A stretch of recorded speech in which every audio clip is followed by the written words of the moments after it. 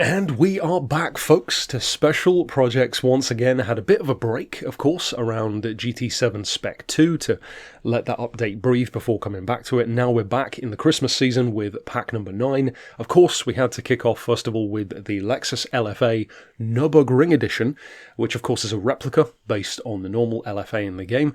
And this one isn't that much different in terms of at least its initial spec. I always found the Nurburgring Edition to be just a little bit overrated in terms of how much people seem to adore it. I get that it looks cool, it's got a bit more power, it's a bit quicker, but I feel like it's one of those cars where you probably appreciate the differences much more in real life than you would in a game. Because in the game, like in GT6 for example, when you tune them both up, there's not really that much of a difference.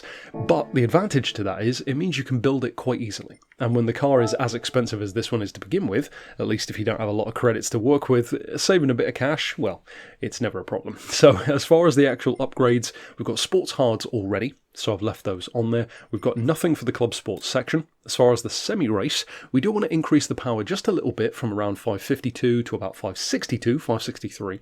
So I've gone for the semi-racing silencer, which obviously gives you an improvement in sound as well, which is always great on a V10. We've got the fully customised diff. As far as the racing stuff, the polished ports, the fully customised suspension, nothing for the extreme section, and then for the ultimate one, it's not necessarily as accurate, you could say, but I've gone for the carbon prop shaft.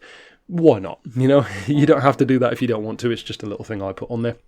Now, of course, you will have seen at the start of the video, I said that there's a link in the description below where you can download the livery. This is actually one of my own liveries that I've done, as I often like to feature a community member, if you will, with a livery they've done. Sometimes I prefer to do it myself. On this occasion, I've done 4 different ones, one in orange, one in white, one in black, and one in matte black. So kind of mirroring some of the colours that we could get in the past games like GT6.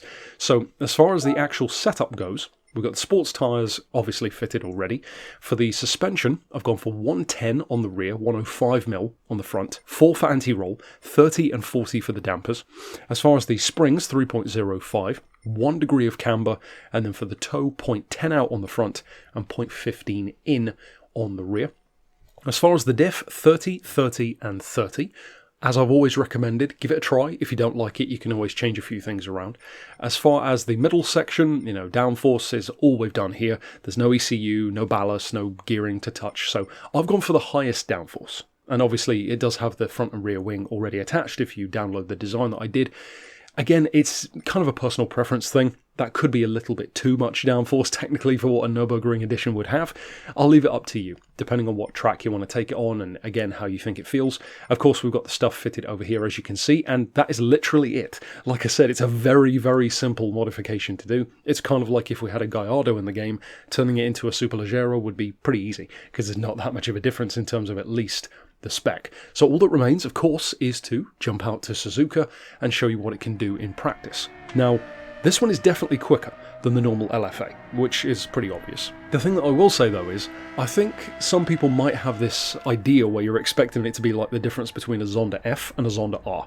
This is not that drastic. You know, it's quicker for sure, but it's not like a night and day difference. The LFA is already very good. This one does have a little bit of kind of tail kick out of corners. You can control it very well with throttle, and for reference, here at Suzuka, my lap in this one is actually quicker than the special projects build that I did for the Mines Evo. Now, obviously this has a lot more power than the Evo, but still, I think that's a pretty fair comparison to show how quick this thing is, because that Evo is very quick, and it's very easy to drive and very forgiving, and of course super grippy.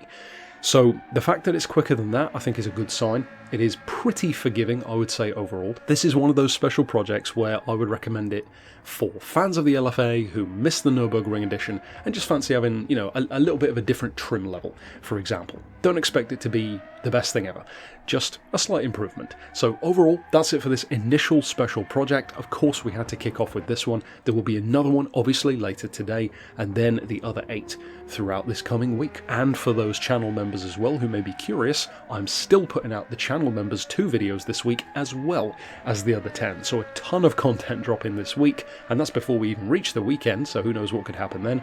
But I hope you enjoy the build. Of course, stick around for the others, and for now, thanks for watching.